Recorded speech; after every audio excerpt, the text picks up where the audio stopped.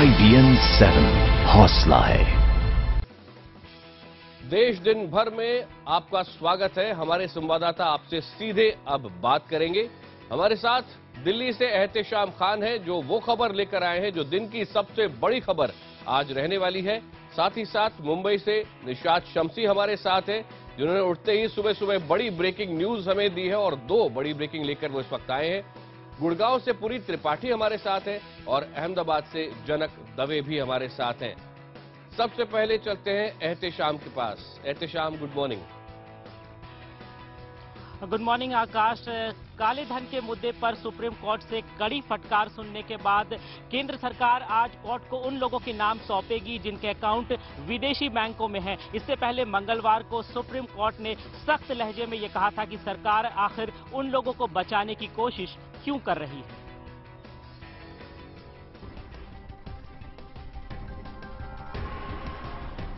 आखिर आप विदेशी बैंकों में खाता खोलने वालों को बचा क्यों रहे हैं? केंद्र सरकार की ओर से अटॉर्नी जनरल मुकुल रोहतगी को तीनों जजों ने तगड़ी झाड़ पिलाई। सीलबंद लिफाफे में विदेशी बैंकों की ओर से भेजे गए सभी भारतीय खाता धारकों के नाम देने को कहा। दरअसल केंद्र ने कोर्ट से सभी नामों का खुलासा करने के आदेश में तब्दीली करने की गुजारिश की थी। सुप्रीम कोर्ट ने ऐसा करने से साफ इनकार कर दिया। हमको नाम दे दो, हम एसआईटी से जो इन्वेस्टिगेशन करवाना होगा और एसआईटी डायरेक्शन देगी, जिसको जो इन्वेस्टिगेशन करना है या हम देंगे या एसआईटी देगी। The Germans have given, the French have given. I don't know why they are concealing things. जाहिर है अटॉर्नी जनरल संसद में थे। उन्होंने अपील की, कहा कि सरकार विदेशी बैंक खाता धारकों की जांच और उसमें अनियमितता पाए जाने के बाद ही उनके नाम सार्वजनिक कर सकती है। लेकिन सुप्रीम कोर्ट ने इस अपील को सिरे से नकार दिया।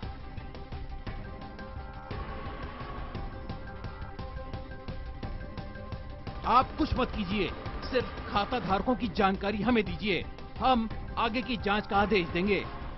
सुप्रीम कोर्ट ने साफ कहा कि आप सिर्फ खाता धारकों की जानकारी ही दीजिए, हम तय करेंगे कि उसकी जांच अब एसआईटी से करवानी है या सीबीआई या फिर किसी दूसरी एजेंसी से। 30 मिनट तक चली इस सुनवाई के आखिर में अटॉर्नी जनरल ने खुलासा किया कि सरकार को जर्मनी और दूसरे देशों से 500 भारतीयों के नाम मिले हैं जिनके विदेशी बैंकों में खाते हैं। दिल्ली में सरकार बनाने को लेकर सुप्रीम कोर्ट ने केंद्र सरकार और लेफ्टिनेंट गवर्नर को जमकर लताड़ लगाई। कोर्ट ने उनसे पूछा कि अपना रुख साफ करने में आखिर उन्हें इतना समय क्यों लगा। सुप्रीम कोर्ट ने केंद्र सरकार से ये भी पूछा कि दिल्ली में कैसे सरकार बनेगी, सरकार का गठन कैसे होगा, क्या बीजेपी सरकार बनाने की स्थिति में है। कोर्ट ने ये भी कहा कि जनता को चुनी हुई सरकार के शासन में रहने का हक है। इससे दिल्ली में सरकार बनाने के लिए विधानसभा में सबसे बड़े दल को बुलाने के उपराज्यपाल के प्रस्ताव को राष्ट्रपति से मंजूरी मिलने के बाद दिल्ली में सरकार बनाने का रास्ता साफ हो गया है। राष्ट्रपति की मंजूरी के बाद अब नजीब जंग बीजेपी को सरकार बनाने के लिए बुला सकते हैं, जो सबसे बड़ी पार्टी है। 70 सीटों वाली दिल्ली विधानसभा में इस वक्त 67 विधायक हैं। बीजेपी के 3 एमएलए सांसद बन चुके हैं, जहां उपचुनाव होने हैं। 67 विधायकों में बीजेपी के सबसे ज्यादा 29, विनोद कुमार बिन्नी के अलग होने के बाद आम आदमी पार्टी के 27, कांग्रेस के 8 और 3 निर्दलीय विधायक हैं। दिल्ली में सरकार बनाने के लिए राष्ट्रपति से मंजूरी मिलने के बाद दिल्ली की सियासत गर्मा गई है। कांग्रेस और आम आदमी पार्टी ने उपराज्यपाल नजीब जंग से पूछा है कि वो बीजेपी से पहले ये पूछें कि सरकार बनाने के लिए जिस जादुई आंकड़े की जरूरत है वो कहां से आएगी। निर्दलीय विधायक ने कहा है कि बीजेपी सरकार बना लेगी।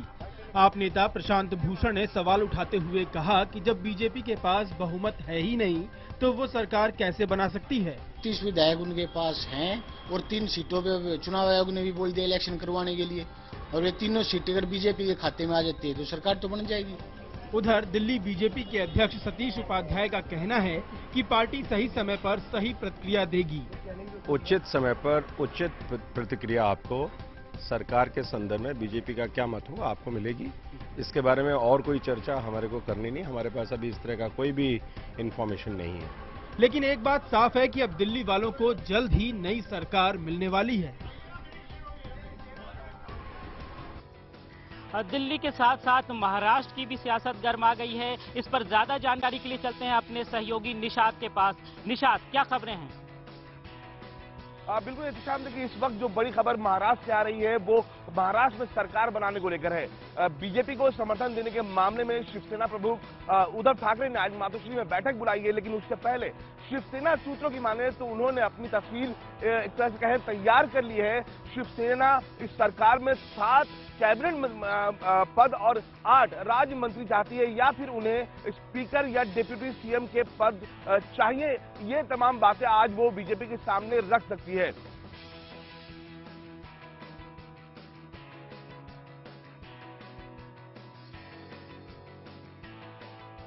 बीजेपी के प्रदेश अध्यक्ष देवेंद्र फडणवीस का मुख्यमंत्री बनना लगभग तय हो गया है।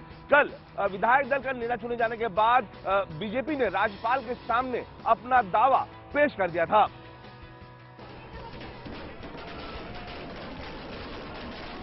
बीजेपी के तेज तर्रार और युवा चेहरा आरएसएस के दुलारे महज 44 साल के फडणवीस की अब नई पहचान महाराष्ट्र के मुख्यमंत्री के तौर पर होगी। फडणवीस ने मुख्यमंत्री पद तक का अपना सफर एक कॉरपोरेटर से शुरू किया था। मंगलवार को बीजेपी विधायक दल के 122 विधायकों ने राजनाथ सिंह, जेपी नड्डा, राजीव प्रताप रूडी और ओम माथुर की मौजूदगी में देवेंद्र फडणवीस को अपना नेता चुन लिया। तो महाराष्ट्र के भावी मुख्यमंत्री देवेंद्र फडणवीस ने राज्यपाल विद्यासागर राव के सामने सबसे बड़ी पार्टी होने के नाते सरकार बनाने का अपना दावा पेश किया। राज्यपाल ने उन्हें बहुमत साबित करने का वक्त दिया। अब फडणवीस को विधानसभा में अपनी सरकार का बहुमत साबित करना होगा। बीजेपी के पास 123 विधायक हैं, जिसमें से नांदेड़ के मुखेड़ से चुने गए विधायक गोविंद सिंह राठौड़ का निधन हो गया है, तो बीजेपी के पास बचे 122 विधायक। इससे विधानसभा की सदस्य संख्या भी 288 से घटकर 287 हो गई। बहरहाल सरकार बनाने यानी बहुमत के लिए बीजेपी को 145 विधायकों की जरूरत होगी। 41 विधायकों वाली पार्टी एनसीपी के मुखिया शरद पवार ने पहले ही ऐलान कर दिया है कि विश्वास मत के दौरान उनके विधायक अनुपस्थित रहेंगे, यानी विधानसभा में 246 विधायकों के बीच वोटिंग होगी। तो बहुमत के लिए बीजेपी को चाहिए 124 विधायक, यानी उसे सिर्फ 2 और विधायकों की जरूरत होगी। शिवसेना ने अपने मुखपत्र सामना के जरिए काले धन के मुद्दे पर एक बार फिर से केंद्र सरकार पर निशाना साधा है। अपने मुखपत्र सामना में शिवसेना लिखा है, लोकसभा चुनाव के दौरान तोपे दागी गई थी कि विदेश में मौजूद कालाधन को देश में वापस लाया जाएगा और इस कालाधन का सदुपयोग होगा हिंदुस्तान के गौर गरीबों को के कल्याण के लिए। इसी पर उंगली रखकर अब शोर मचाया जा रहा है। जनता के मन में इसी तरह की भावना न बने, इसका ख्याल रखना होगा। काले धन को खोदना कितना जटिल है, ये बात अब केंद्र सरकार को समझ आ रही है। विदेश में कालाधन जमा करने वालों में सिर्फ 3 लोगों के नाम केंद्र सरकार ने बताए हैं। केंद्र की इस घोषणा का श्रेय भी सुप्रीम कोर्ट को देना होगा। इन तीनों की संपत्ति मुश्किल 100-150 करोड़ रुपए होंगी। चुनाव प्रचार के दौरान बाबा रामदेव और बीजेपी के नेता कह रहे थे कि विदेश में न्यूनतम 25 लाख करोड़ रुपए का कालाधन जमा होगा। विदेशी कालेधन के मुद्दे को केंद्र सरकार को हल करना चाहिए, क्योंकि कालेधन का मामला सिर्फ 3 लोगों तक सीमित नहीं है। प्रधानमंत्री नरेंद्र मोदी ने इस विषय को हल करने की क्षमता है। शशि थरूर के बाद कांग्रेस के एक और नेता और केरल की पूर्व राज्यपाल शीला दीक्षित ने प्रधानमंत्री मोदी की तारीफ की है। दीक्षित ने कहा है कि प्रधानमंत्री मोदी विकास और विजन से लबरेज हैं।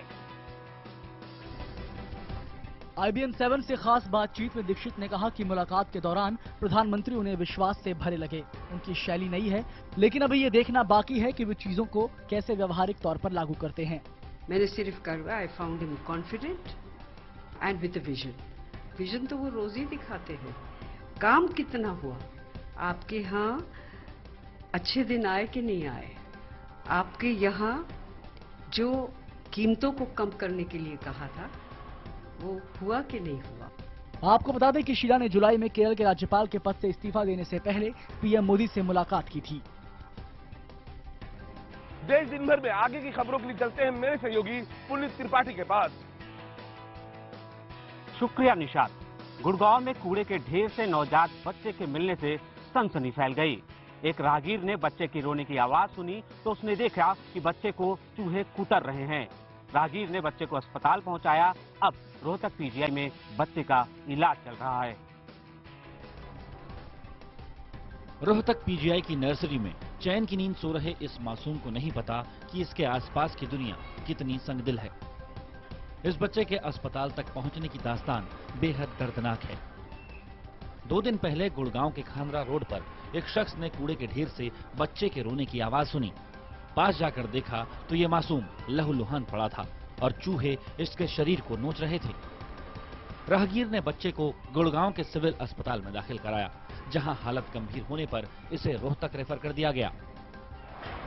अब ठीक हो गए, लेटरिन पेट से रास्ते से कर रहा है, ड्रेसिंग चेंज हो गया, बच्चा ठीक। तस्वीरों में आप देख सकते हैं कि बच्चे के हाथ पर टांके भी लगे हैं। इस बच्चे को पीजीआई रोहतक के वार्ड नंबर 5 की नर्सरी में रखा गया है। फिलहाल इसकी हालत खतरे से बाहर है। डॉक्टर लगातार बच्चे की हालत पर नजर बनाए हुए हैं। अगर आपके शरीर पर उबलता हुआ पानी गिर जाए तो सोचिए क्या होगा। यकीनन आप चीख पड़ेंगे। उत्तर प्रदेश के बलिया में मासूम बच्चे के शरीर पर उबलता हुआ दूध और गर्म खीर डाला गया और ये सब कुछ हुआ लोगों की भीड़ के सामने। चूल्हे पर हांडी चढ़ी है, दूध एकदम खौल रहा है। अरे ये क्या, इस बच्चे ने तो गर्म दूध में ही हाथ डाल दिया और उसे अपने शरीर और मुंह पर फेंकने लगा। 6 साल के इस बच्चे ने ये सब कुछ किया इस पुजारी के कहने पर। एक बार फिर देखिए किस तरह से इस पुजारी ने बच्चे को गोद में उठा रखा है और ये बच्चा खौलते दूध में हाथ डालकर उसे अपने शरीर पर डाल रहा है। बलिया के दोपहर में पूजा पाठ के नाम पर ये सब हो रहा है। दूध से नहाए हो, गर्म दूध से, खीर से? अच्छा, तो तुमको जला नहीं है शरीर पे? अच्छा, कैसे, तुम डरे नहीं? तुमको डर नहीं लगा? तुमको डर नहीं लगा ये सब करते हुए? स्कूल के मैदान के बीचों बीच तोरण बांधा गया, पूजा पाठ का सामान लाया गया और बच्चों को स्कूल से छुट्टी दे दी गई। इसके बाद शुरू हुआ ये सारा खेल। देखिए किस तरह से पुजारी बार बार अपने शरीर पर खौलता दूध और गर्म खीर फेंक रहा है। इसका कहना है कि ये सब भगवान की कृपा से हो रहा है। देखा जा रहा है कि छोटा बच्चा को भी आप गर्म दूध से नहला रहे हैं और गर्म खीर लगा रहे हैं, तो क्या बच्चा जलता नहीं है? बच्चा का पूर्ण विश्वास है, तो विश्वास का प्रहलाद तपाओ खंभा लग सकेगा। एक तरफ जहां भारत मंगल पर पहुंच चुका है, वहां आस्था के नाम पर इस तरह की चीजें भी हो रही हैं। बहरहाल छोटे बच्चों का इस तरह से इस्तेमाल करना कतई जायज नहीं ठहराया जा सकता। यूपी के महोबा में एक महिला को दहेज के लिए जिंदा जलाने का मामला सामने आया है। पीड़ित महिला का आरोप है कि उसके पति ने अपनी मां के साथ मिलकर मिट्टी का तेल डालकर आग लगा दी। झांसी मेडिकल कॉलेज में अस्पताल के बिस्तर पर लेटी इस महिला की ये दर्दनाक हालत उसके ससुराल वालों ने की है। महोबा के बजरिया मोहल्ले में रहने वाला सुशील कुमार दुबे पिछले कई दिनों से अपनी पत्नी के साथ मारपीट कर रहा था। यहाँ तक कि उसने अपनी पत्नी को 15 दिनों से खाना देना तक बंद कर दिया था, लेकिन मंगलवार शाम को उसने सारी हदें पार कर दी। मेरी मम्मी को पापा ने तेल डालकर जला दिया था और हमने पानी डाला है तो सब हमने और चिल्लाया तो सब लोग आ गए है तो मुझे कहने लगे इसने खुद ने और लगा लिया। किसने किसने जलाया था आपको? हम दादी ने और पापा ने। फिलहाल पीड़ित महिला की हालत गंभीर बनी हुई है। वहीं वारदात के बाद से आरोपी पति फरार है। और अब रुख करते हैं गुजरात का। अहमदाबाद में मौजूद हैं हमारे संवाददाता जनक दवे।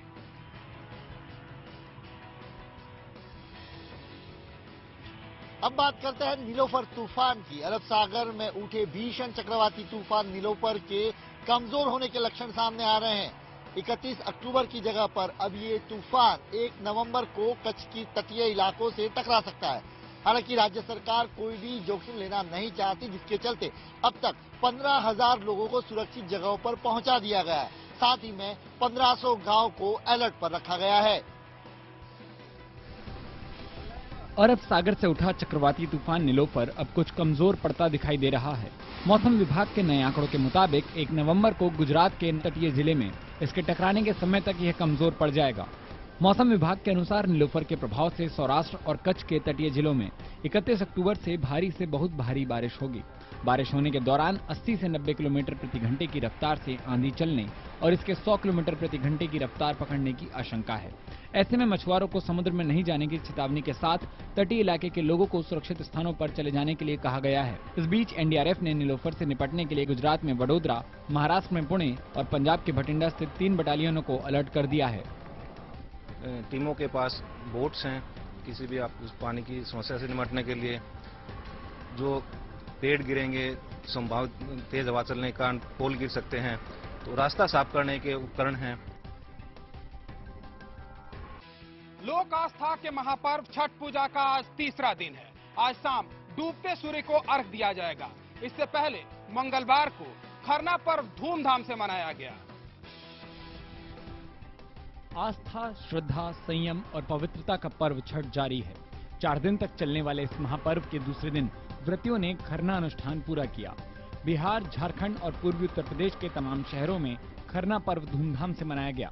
इस दौरान महिला व्रतियों ने पूरे विधि विधान से गन्ने के रस में बनी खीर को प्रसाद के रूप में बांटा। इस प्रसाद को ग्रहण करने के बाद व्रती 36 घंटे तक उपवास में रहेंगी। इस बीच आज शाम डूबते हुए सूर्य को अर्घ्य दिया जाएगा।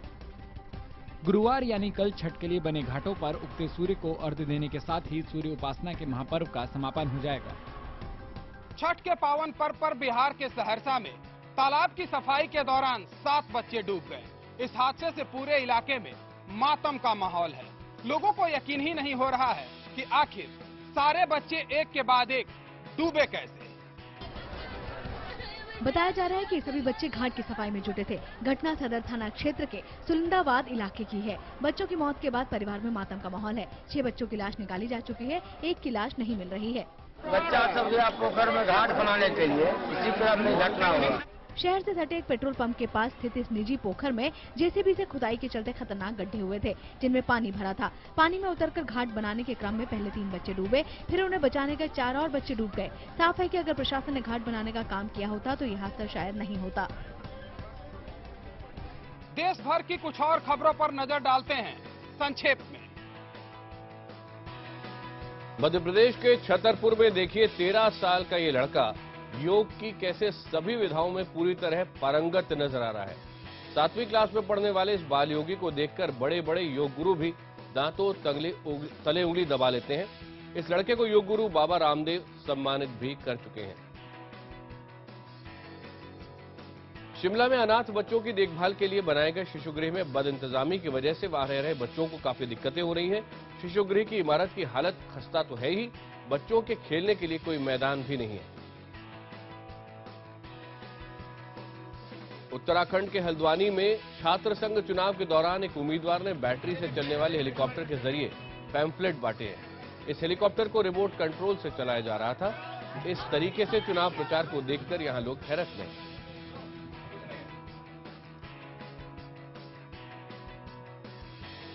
देश दिन भर में फिलहाल इतना ही। शाम 7 बजे एक नए एडिशन के साथ फिर हाजिर होंगे।